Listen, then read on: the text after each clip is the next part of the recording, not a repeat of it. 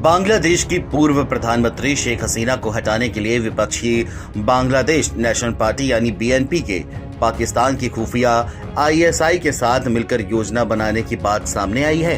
London में रह रहे बीएनपी के कार्यवाहक अध्यक्ष तारिक रहमान ने खाड़ी के एक देश में आईएसआई के साथ बैठक की थी, जहां शेख हसीना सरकार को हटाने के लिए अभियान चलाने की योजना बनी। इकोनॉमिक टाइम्स को विश्वसनीय जानकारी मिली है कि रहमान ने कुछ महीने पहले ही आईएसआई के अधिकारियों से मिलने के लिए मध्य पूर्व के देश की यात्रा की थी और इस दौरान बांग्लादेश में शेख हसीना को हटाने की स्थितियां बनाने के लिए अभियान शुरू करने की साजिश रची गई। ईडी ने पिछले सप्ताह अपनी रिपोर्ट में ये बताया कि ढाका में पाकिस्तान दूतावास ने छात्र आंदोलन को हाईजैक करने के लिए उकसाने में उसकी कथित तौर पर भूमिका निभाई थी। हसीना को पद से हटाने के लिए Rahman social media platform x पर लगातार सक्रिय थे।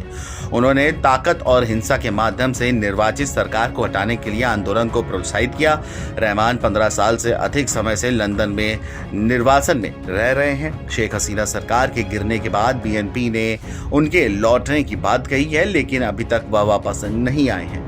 और इसी बीच बांग्लादेश में मोहम्मद यूनुस के नेतृत्व बनी अंतरिम सरकार में कट्टरपंथी हिफाजत-ए-इस्लाम के पूर्व उपाध्यक्ष को शामिल किया गया है। हिफाजत-ए-इस्लाम का गठन 2010 में चटगांव में हुआ था, जो पारंपरिक रूप से जमात-ए-इस्लामी का गढ़ माना जाता रहा है। हिफाजत-ए-इस्लाम का पूर्ववर्ती अवामी लीग सरकार के साथ टकराव रहा है। उसने प्रधानमंत्री नरेंद्र मोदी के खिलाफ विरोध प्रदर्शन भी आयोजित किए हैं।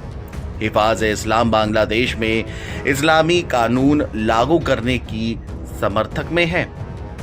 वहीं तारिक रहमान पूर्व प्रधानमंत्री खालिदा जिया के बेटे हैं। साल 2001 से 6 तक खालिदा जिया के प्रधानमंत्री रहने के दौरान असल में उनके पास ही सारी ताकत हुआ करती थी। उनके आईएसआई और कट्टरपंथियों के साथ पुराने लिंक है। रहमान ने मालदीव की तरह ही बांग्लादेश में इंडिया आउट अभियान को रचने में एक महत्वपूर्ण भूमिका अदा की है।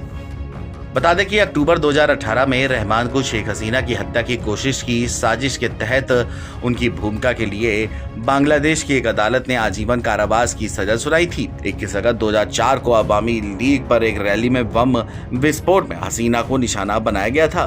वह उस समय विपक्ष की नेता थी। हमले में हसीना को चोट भी आई थी, जबकि अवामी लीग की महिला प्रमुख और पूर्व राष्ट्रपति जिलुर रहमान की पत्नी आईवी रहमान मारी गई थी। वहीं दूसरी ओर राइटर्स को दिए एक इंटरव्यू के दौरान शेख हसीना के बेटे सजीब वाजिद जॉय ने कहा कि मेरी मां ने अभी तक आधिकारिक तौर पर प्रधानमंत्री पद से इस्तीफा नहीं दिया है, उन्हें इसके लिए समय नहीं दिया गया। जॉय ने यह भी दावा किया कि राष्ट्रपति ने सेना प्रमुख और अन्य राजनीतिक दलों में परामर्श के बाद संसद को भंग कर दिया है, लेकिन संविधान के अनुसार उनकी शेख हसीना अभी भी प्रधानमंत्री हैं। उन्होंने आगे कहा कि अवामी लीग अगला चुनाव लड़ेगी और जल्द ही वापसी भी करेगी। Video desk NBT online.